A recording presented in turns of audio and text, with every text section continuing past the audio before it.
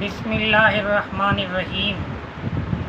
جو شخص بڑا ظالم ہو، افسر ہے یا کوئی اور ہے یا شوہر ہے، ظلم کرتا ہے اپنی بیوی کے اوپر، تو اس کے ظلم سے بچنے کے لیے آپ کو چاہیے کہ آپ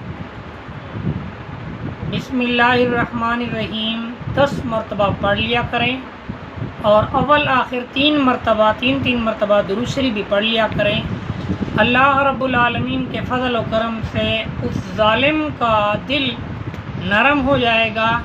انشاءاللہ آپ اس کے ظلم سے محفوظ رہیں گے۔